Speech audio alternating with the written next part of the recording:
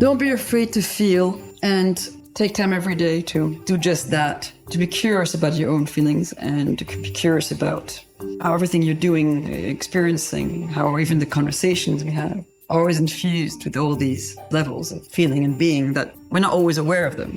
And the beauty is coming into your awareness. Welcome to the Curious Advantage podcast, an exploration of the idea of curiosity and its increasing importance for thriving in the digital age, from the authors of The Curious Advantage. Hello, and welcome to this episode of the Curious Advantage podcast. My name is Garrick Jones. I'm one of the co-authors of the book The Curious Advantage, and I'm delighted to be joined by Noga Arikha. Good morning, Noga. Good morning. Lovely to be here. We've got so much to talk about. You're a philosopher and a historian of ideas, and you work as a science humanist. You're multidisciplinary, which is why I find you so fascinating. You're fostering dialogues between neuroscientists, psychologists, clinicians, social scientists, humanists, and artists. You've also written multiple acclaimed books and currently working on a biography of anthropologist Franz Boas. How did you come to all of this? Goodness. Well, it all began in Paris, where I grew up, perhaps.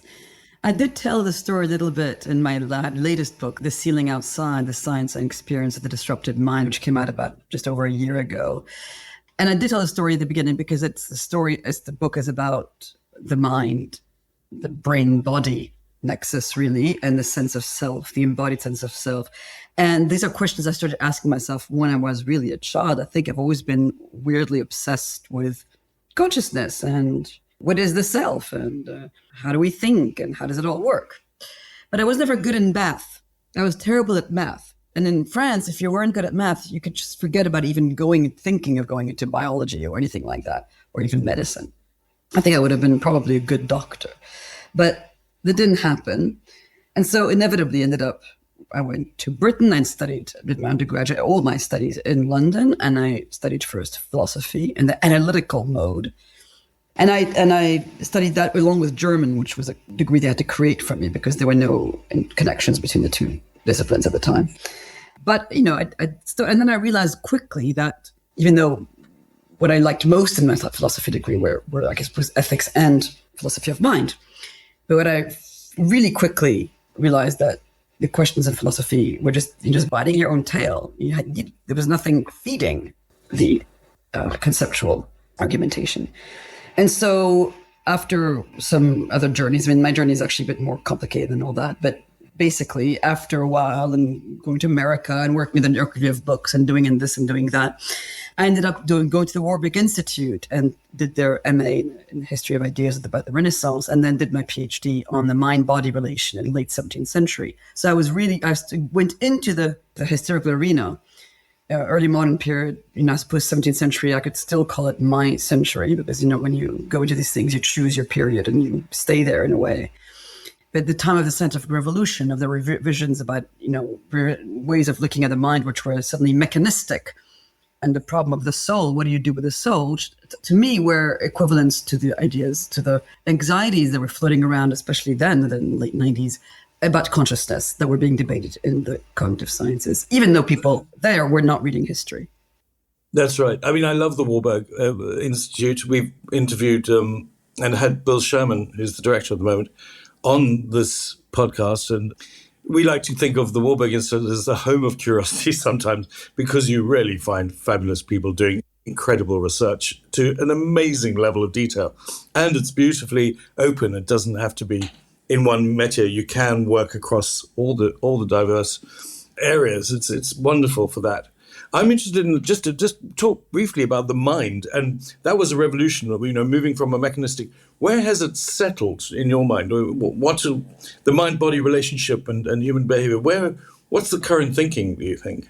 Okay, so this is where I think a historical approach, just to segue on what we were just saying before, but the Warburg, which I am very Warburg in that sense. I think the genealogy of ideas is essential to understanding where we are now. And so I think where we are now, we are back, let's say, we've returned after a period of high cognitivism that followed on the behaviorism of the earlier part of the century and the mid-century, even though there's still a lot of cognitivism that is now within the AI, artificial intelligence research and so on, we have returned to the late 19th century burgeonings of scientific psychology. When people realized that it was possible to study, well, let's say William James, just to say one big name, that you could really study the subjectivity in scientific terms, that these questions were not just metaphysics. The questions about what the self is and how we feel and things like that were not just about metaphysics, that you could actually use physiology, you could actually use empirical research to understand these things. So that began then. Then, as I just said, there's all this, all these various phases in the 20th century that took us away from it. And that, in a sense, culminated in a kind of return of the old dualist model that preceded all that, the dualist mind-body, split that Descartes had really consolidated tremendously in the 17th century, which is why that had interested me. And that dualist split, it was still active, I think, in the cognitivist times, in a sense. There was a kind of almost a disembodied brain that people were studying as if it did not belong inside the body. And that, I think, is a kind of dualism. It's a kind of brain-body dualism. And so now we've returned to the much more integrated organism. That is the feeling organism embedded in the world. All these models now, which I find very, very rich and interesting and fertile, and that are being used now more and more, even though it's not yet mainstream knowledge. I think people still have a very strong dualist instinct without knowing that they do. So all these are basically, this is where we are now. So that we have that in the science. We have a kind of new data that is filling in the intuitions of phenomenology. I think a lot of phenomenology is back. Merleau-Ponty is back. These things have returned. It's fascinating. I had a wonderful conversation yesterday with a data mine, a sort of deep mind friend of mine, who we were talking about AI and cognition. He said two things which have struck with me. It's a bit aside, but it connects, because he said, don't mistake fluency for intelligence in AI. Just because things seem fluent doesn't necessarily mean they're intelligent. And he said, why would we try and reproduce the intelligence of the human in mechanical form? Because we're so inefficient and we're so soft and we make so many mistakes. What do you think? He said we need a new kind of cognition to develop, which was his idea going forward. But I think we are. I think the name AI, and I can't remember who said that, is a misnomer. It wasn't even supposed to be called that. That's right. It caught on. But it's actually a very big misnomer. I think it's also breeding a lot of confusion. People think it is artificial intelligence. There's nothing intelligent about these machines. That's right. It's true. It's efficiency at mining data and at reproducing patterns. That's right. I think that's what it is. Right. So those are big questions. Exactly. How has your interdisciplinary approach shaped your perspective on the human mind and its complexity? But it's more the other way around, in the sense that for me, I got very impatient with the academic structures. That's why I didn't really have a mainstream academic career. I'm a little bit because I just didn't feel like the division between disciplines to me was always absurd. And also, again, maybe why I like the early modern period where there was no such division between disciplines. So, just as, when I was, with the cognitive people or the scientists working on mind, never studied history or not much of it, and weren't aware that their questions had a historical depth to them. So the people working, at the Warburg, for example, at the time, I was the only person reading contemporary philosophy and contemporary science. So I read a lot of contemporary science now. I mean, I've decided to call myself, you mentioned it, a science. I love the way you just said it, as if it were, I called myself a science humanist. I decided to coin that appellation because I thought this is actually what it is. I mean, I'm obsessed with scientific research, of obviously the good stuff. And I've read a lot of these papers.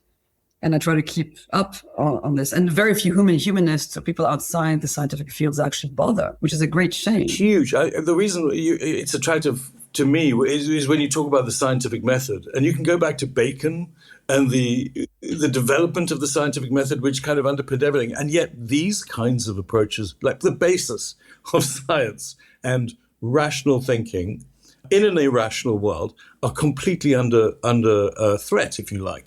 The idea of science itself is being challenged by the religious right, for example. because it creates a different world. What's your view on on the scientific method and how we protect it or where it's going? That's a big question. I think certainly education is hugely important. And I think a much stronger integration of science from an early age, even in cohorts of people who are not studying science, is absolutely necessary. So you need to have, again, a much more multidisciplinary view bred into kids from a young age. I was participating in a friend's project, she's a philosopher in Munich, on the communication of science. It was called Persuading Under Uncertainty. It was a fellowship she created for the year where we had very interesting discussions about what it takes to actually make sense understood to the wider public, which is an essential thing to do. And it must be done not de haut en bas, not from specialists down to the poor people who don't understand complexity, but actually the other way around. We need to, and that's what I try to do in my own work, is to turn a lot of these rather extraordinary revelations, in a way, even however temporary they are, or always incomplete they are, that are bred by scientists with their work, to turn them into a much more human language, to start really integrating the human with the data, which is the hardcore stuff. The hardcore stuff is never neutral. So that's one of the problems as well. It's never bred within a neutral environment. There's always a context to the production of science and to the questionings of science. And people don't really aware of that. So they think that it's all, That's all neutral and it's all pure. It has to be all or nothing. They want absolute answers. Therefore, they don't get absolute answers, they throw it all away. And you have to teach them it's not. There's also commercialization, which skews academia quite a lot sometimes. When you've got people paying for There is. professorships and research and so on. There is that. I mean, there's all sorts of things that happen. So it's not simple. No, it's not.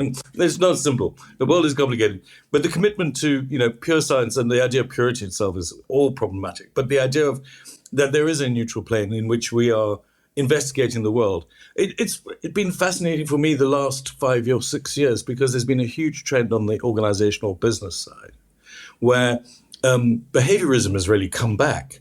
But it's, in a way, this whole idea of learning by doing, and the idea that organizations are learning organizations, they're learning systems, has become huge, and it mostly probably informed by the advent of the internet, and that puts these cycles in place.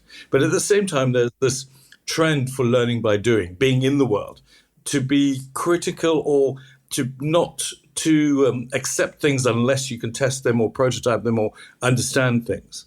It's that idea that we only learn by doing. How does that relate to you? What's your reaction to that? Well, I think there are two sides to this. I mean, one, either there's an excessive dogmatism with regard to the need to not be able to even tend to our own intuitions, which is a problem. But the other side is accepting that we are embodied, embedded, the 4E philosophy, or embodied, embedded, inactive, and I always forget one of the 4Es philosophy. This idea that we are always in an environment interacting, the constant dynamic interaction between body, brain, environment, and each other, right? There's never an isolated self. And so that inevitably everything we're doing is always as, and get embedded in the environment in such a way that we are receiving inputs and putting things, and generating knowledge in that way. And I think that makes sense in a way. You need to, it's almost like, thinking of the whole world and of all learning as increasing our affordances in a way, to use the notion of affordance. I think there's a bit of that maybe in that idea, which makes sense. It's, learning here and now, attending to our emotions in the here and now. I was looking up the 4E theory while we talk, which says cognition does not occur exclusively inside the head, but is variously embodied, embedded, enacted, or extended. Extended. I always forget the extended for some reason. By way of extracranial process. Why do you think you forget extended? No idea. I forget a lot of things these days. So you use the process of bringing together neuroscientists, specifically clinicians, humanists, and artists as well. That's fascinating. Well, that's what I'd like to do more. I mean, this is all right now only talk. I've interacted with quite a few artists who are all very, very interested in things like, shared spaces, empathy, a lot of issues that are studied by scientists. Like I organized a webinar on peripersonal space as well. This idea of the space around us, how we actually do process that neurologically. And a lot of these artists are not aware, again, of the research on especially the research that interests me a lot is on interoception, which is the sense of the body from within, the sense of the internal ongoings in the organism, which is really a sense. I mean, it's very important, and it informs all our emotional states and our interactions and our sense of well-being, or the opposite. And that informs also, therefore, also the way we are experiencing artistic events, in a sense. And I think there's a very little awareness, again, of this scientific work, or of any scientific work, amongst the artists who are looking. Now, there are some projects of art sciences, quite a few of them, but again, it's not mainstream, let's put it this way. And and I think that the other aspect, which I think is really important to emphasize, is that together with this sort of research and this end of which I hope in a way is the end of the dualist temptation, is the much acceptance also of emotions as integral to everything we are, and to rationality. So you said before, I was thinking about this when you said before, that we need the science in an irrational world. Sure, it's an irrational world, but emotions are part of rationality. They're part of reason. We know this from past decades, starting with Damasio's work, how without emotional processing, we're not capable of even evaluating, judging, or anything like that. So we really need to again realize how integrated this whole thing is, and let's say, accept that emotions can be center stage in our self-definition as human agents. Because that old contraposition of emotion and reason, which goes back to Plato, I suppose, is not helpful, has not been helpful. And you can see it in action throughout the political world. So that's another project I have now, is to create a project on emotions in politics. That's fascinating, because those philosophies, or even those ways of reasoning, have an impact in the world and in politics, and you say leading to unhelpful outcomes, or even unhelpful situations. Very well, we can see this happening. Do you ever put it in a gender thing? Would you, some people say, we've been in a high patriarchy, and so it's highly rational. Now we're shifting into something which is more emotional. Yeah, one can. One can. I mean, it's never black and white, right? It's not so simple either. No, not at all. And I don't want to be reductive about these things, but I think at some level, sure, yes. I think at some level, yeah. I remember being at a think tank once where Antonio Damasio was there, and he was up against one of the big cognitive scientists and computer scientists at Cambridge.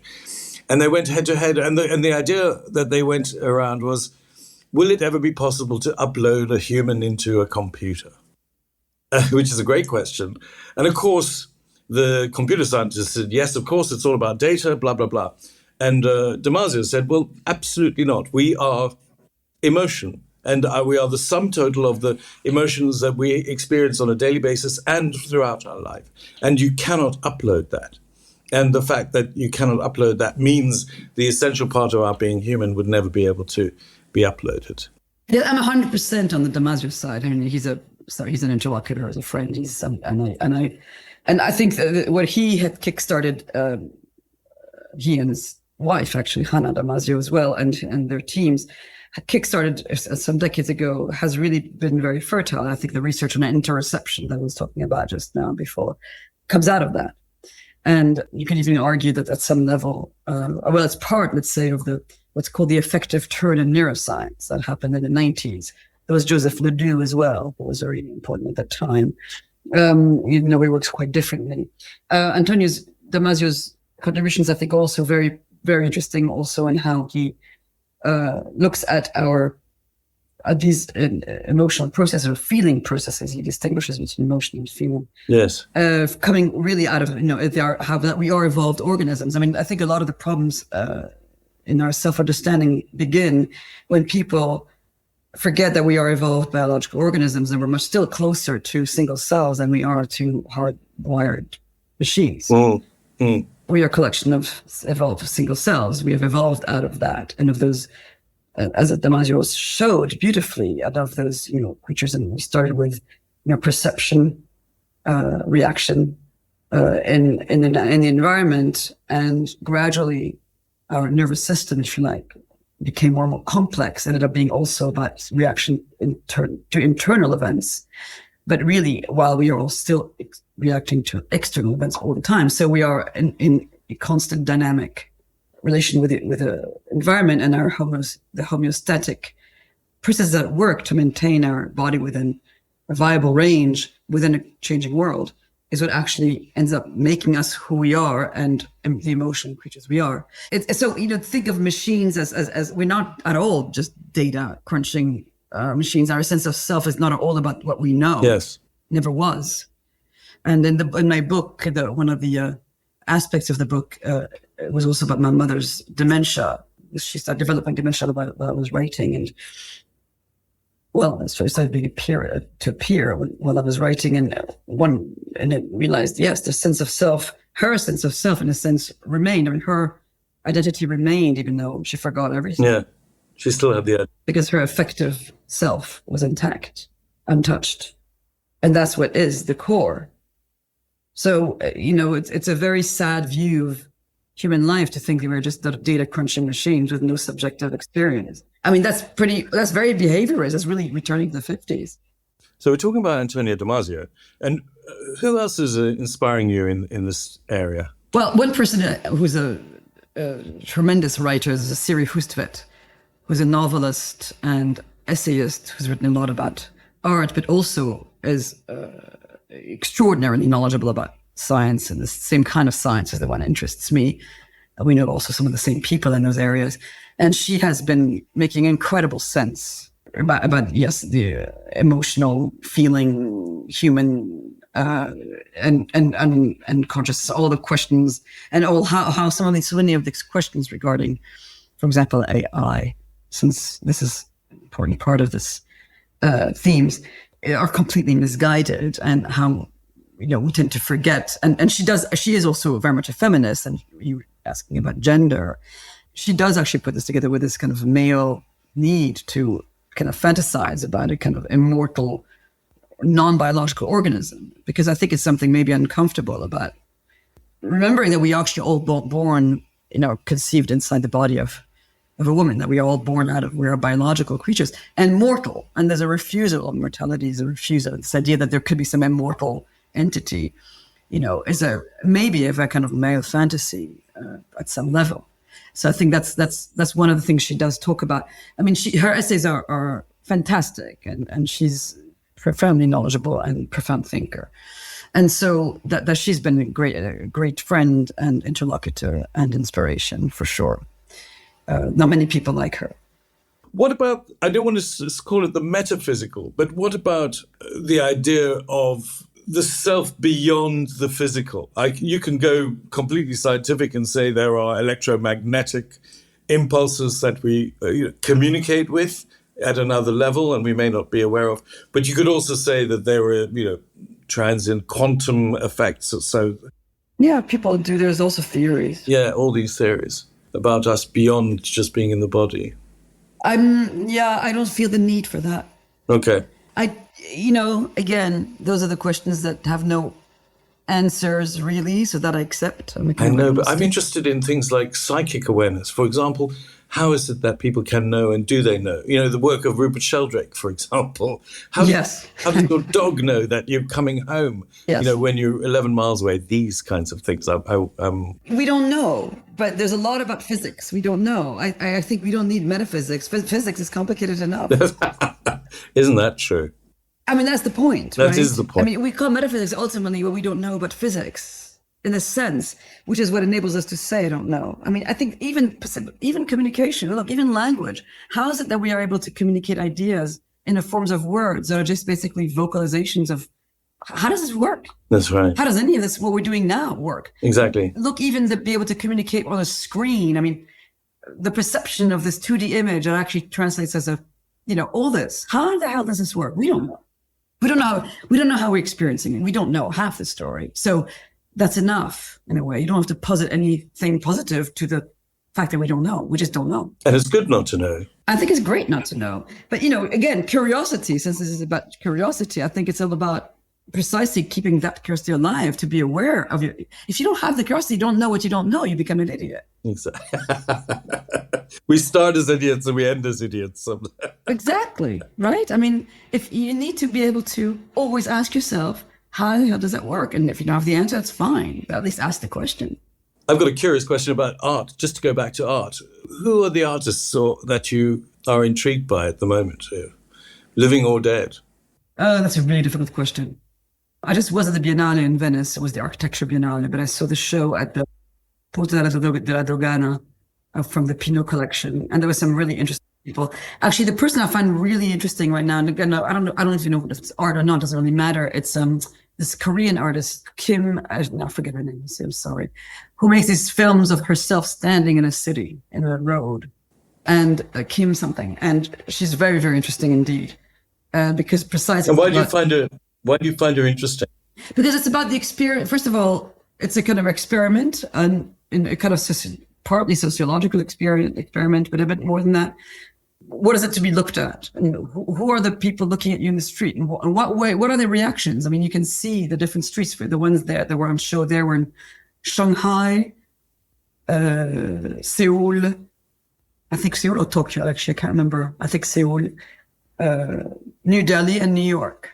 And then at the same time, the camera is standing behind her. So it's almost like if you identify with her, you think of yourself standing in front of people, and you think of the back of you, and it does expand your awareness of you in interaction with others in an urban space.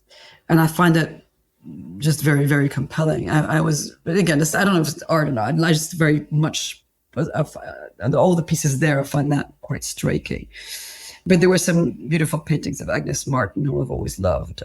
I saw the Rothko show in Paris, and of course, so moving. It's very, very moving indeed. Even though each painting is an experience in itself, so seeing too many is actually a little bit counterproductive. It's overwhelming. But still, it's wonderful to see that show. And otherwise, I don't know. Just walking around the Titians and the academia, it's always, especially seeing again just now the last painting of Titian, the Pietà.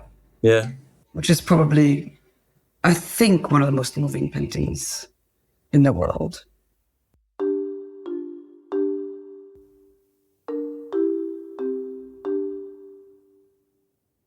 Noga Arikha is a philosopher and historian of ideas. We're talking to her, and she works as a science humanist, fostering dialogues between neuroscientists, psychologists, clinicians, social scientists, humanists, and artists to bring to a general audience accessible account that analyze the origins of our deepest concerns about our embodied feeling and thinking selves. Noga pursued study in German and philosophy at King's College London, later earning a PhD from the Warburg Institute on nature and the mind. And her diverse career includes roles in New York as a fellow at the Italian Academy and teaching positions at Bard College. Her acclaimed books, Passions and Tempers, Napoleon and the Rebel, and The Ceiling Outside, showcase her prowess in historical narratives. She is also currently writing a biography of anthropologist Franz Boas as part of the Jewish Lives series. Noga, can I ask you about Napoleon and the Rebel? I mean, there's a huge Ridley Scott film coming out, which has got massive acclaim, and I think it's going to be a big hit, another kind of epic. What is it about Napoleon? Actually, this is the book that I co-wrote with my then husband.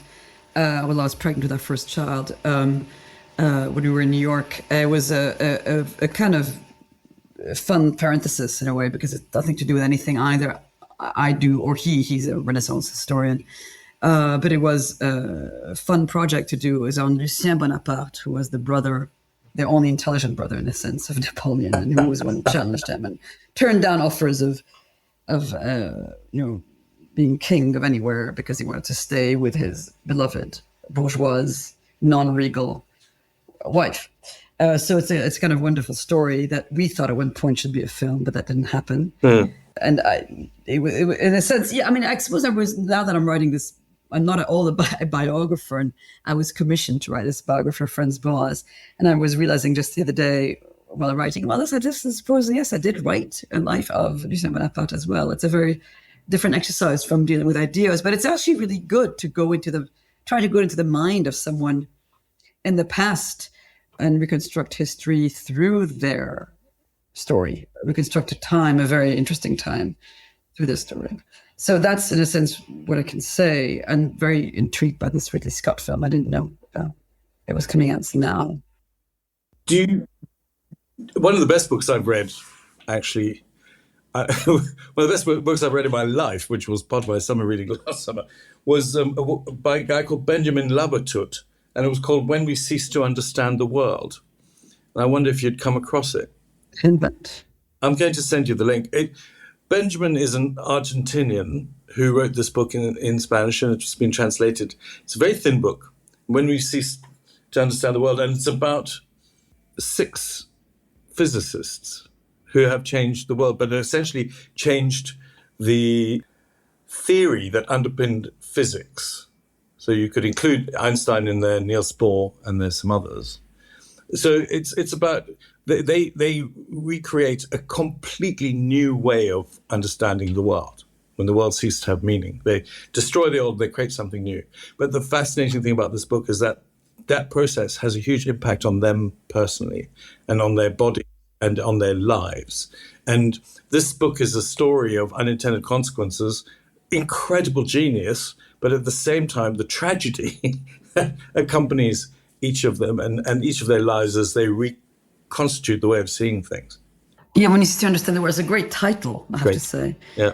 Since so much we try to spend so much time trying to understand. I mean, Franz Boas was a wonderful person who really changed the way you understand the world and really undermined completely.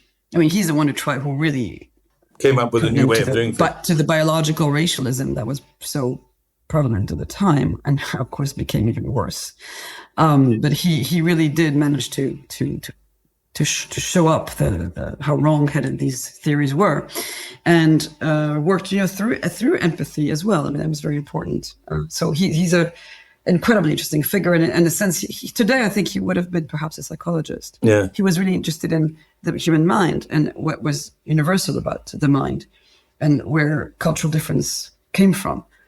And so, in a sense, and the question I'm also asking is, how far down does the cultural difference go into the biological substratum, if you like? And I think it goes quite far down. I think I'm a more and more constructivist in that way.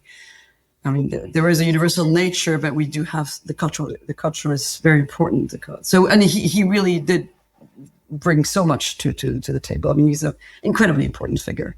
He really is the founder of cultural anthropology, without whom so many ideas we have today wouldn't even exist, probably. Yes. Without whom the discipline wouldn't exist as it does now. And I'm realizing how important it is also for the work I'm doing now because I'm now affiliated with the European University Institute here in Florence. And this is a context in which I'm now starting to create this whole program on emotions in politics, and associating that with this project we have of a democratic odyssey to create a permanent citizens' assembly in the European Union. Fascinating. Which is a huge effort that has started there, and that I think requires also the input of psychology and the considerations of how emotional we are, especially in our interactions as political animals. And so that's one thing where I'm trying to put all these areas together, you see. So it does fit. But there are, there are always consequences to ideas. What do you mean by that? There are always consequences to ideas. No, what you were saying before about the book you were mentioning. The impact, yes. I mean, yes. I mean, people work with it. Ideas are more concrete than we think they are, because if you think of Boas and of the ideas about race that he was fighting against, they had major consequences. Huge. concrete applications. That's right. And this, you can see it now afoot, in the Middle East. What people believe, what you believe is true about something, can really change the reality on the ground. That's right. I mean, I came out of the South African context and the fight against apartheid there, which was really coming out of a set of theories that were in the 1890s and sort of created a hierarchy, and people accepted them as science and anthropology. The problem in South Africa is that they encoded it into law. And then slavery. I mean, any form of slavery has the same kind of bias. It does. And that's why Boas is so important, because he really fought against that exactly at that time. And this idea of politics and emotion that you want to bring into government, how might it play out? What's the dream?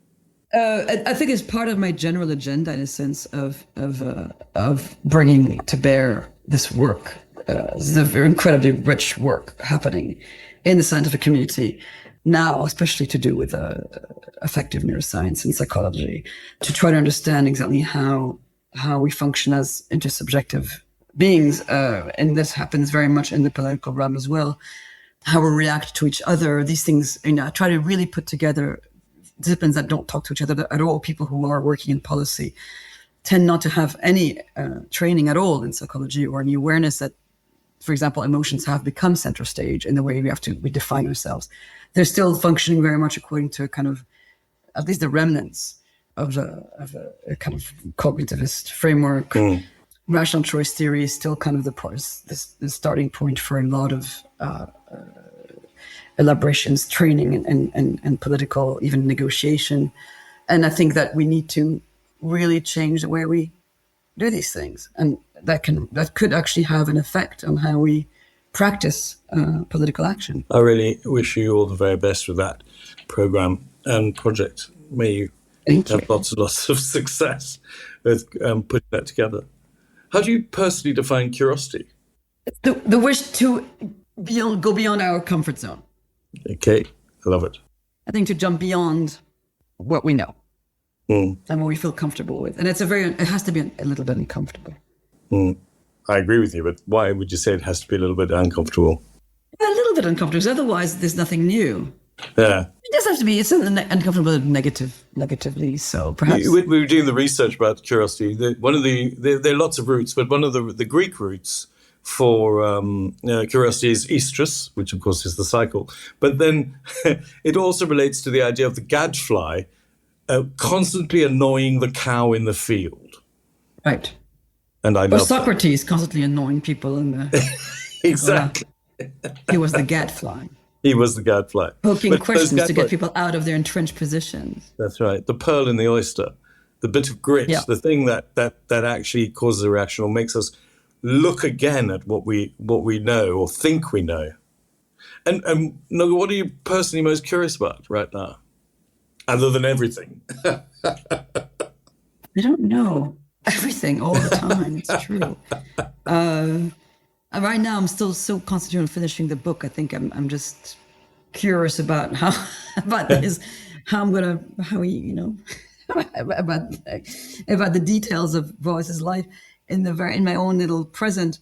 I'm also in the European University Institute. It's a very new world for me of policymakers and so on. Yeah. And so that my curiosity is every day when I'm interacting with people who I've never had a chance to interact with before. People who are working on the ground in a way that is not fascinating. And yes, I'm curious also about how to put together, as I said before, the ideas. Now I've always worked in the theoretical, in the sort of talking mode. How these pan out in the world of action. It's something that now actually have a chance to test this in a way, to see how it works, how we can interrelate. And that was what I'm curious about. I'm curious about my children. What are they going to become? I'm curious about what aging does to us. Curious about other people's curiosity. I'm interested in other people's curiosity, actually. Me too. I was fascinated by one of the reasons we got to this thing about curiosity was we were asking the question, what the hell do we teach our children and our grandchildren going forward with, the digital realm is so narrow when you compare it to nature, for example, and the overwhelming amount of data we get from just being in the world. But the digital realm is so narrow. How do you enable these kids to keep on keeping it broad and open and being critical and distant. And that brought me to curiosity. Keep them curious. It's a very, very important question. I think that the important thing maybe also is teaching them to be curious again. Yes. Because the digital world, is, as you said, I mean, it's true. I mean, I think that they tend to be enclosed in these very addictive activities, and it's not, they're not curious about the world. I mean, I think that I have the feeling that curiosity is no longer, I don't know if it ever, has it always been the case? We don't know. But it's true that curiosity is the mark of the open mind, of the open world, of the open society. And if you're not curious, one thing I always tell my children is the one question I don't want to ever hear in this household is, I speak French with them, ça ne m'intéresse pas, it doesn't interest me. I don't want to ever hear that. I said something that my father always used to tell me, he was a great polymath, is everything can be interesting. Everything. Everything. The coffee I just had, all the flavors of the coffee, where it comes from, how it was made. There is that idea, that idea that at every level, no matter how small something you look at, there is an infinite amount of something to be understood there. Just have to look.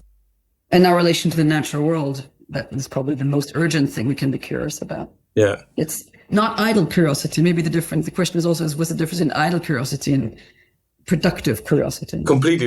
Our definition is we believe in having an attitude of wonder, but a spirit of exploration. And for us, that's the curiosity.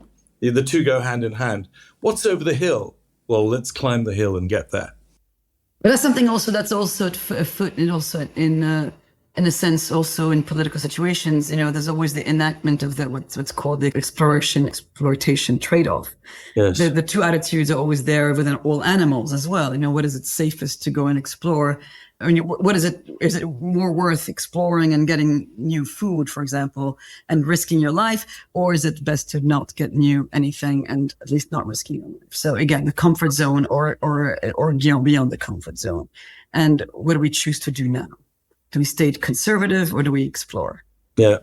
Survival is often about exploration, because if a change comes immediately and you haven't explored, then you don't have enough of the tools required, or the thinking tools, to understand what you could pivot to. For example, if there's the old story about lions in Africa hunting zebra, and if the zebra get wiped out in a drought, they can only survive if they learn how to hunt something else, say buck, quickly.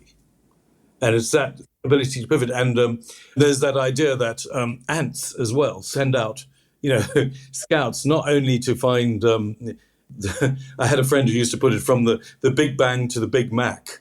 The ants, if they find the Big Mac, they all swarm around it.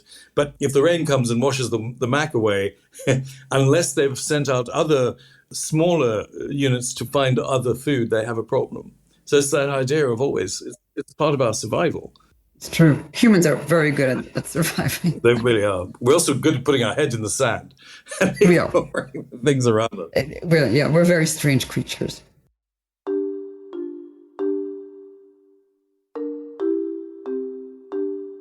This series is about how individuals and organizations use the power of curiosity to drive success in their lives, and especially in the context of our new digital reality. It brings to life the latest understanding from neuroscience, anthropology, history, business, art, and behaviorism, for example, about curiosity, and makes these useful for everyone.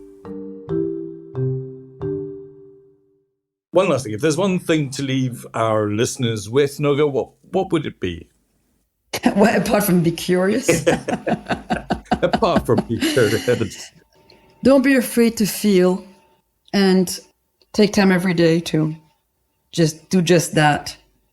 To be curious about your own feelings, and to be curious about, how everything you're doing, experiencing, how even the conversations we have are always infused with all these various levels of feeling and being that we're not always aware of them.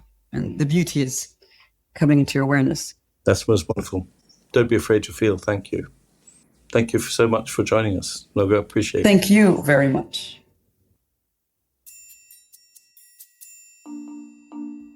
You've been listening to a Curious Advantage podcast. We're curious to hear from you. If you think there was something useful or valuable from this conversation, we encourage you to write a review for the podcast on your preferred channel, saying why this was so, and what have you learned from it. We always appreciate hearing our listeners' thoughts and having a curious conversation. Join today, #CuriousAdvantage. Curious Advantage book is available on Amazon worldwide. Audio, physical, digital, or audio book copy now to further explore the 7 C's model for being more curious. Subscribe today and keep exploring curiously.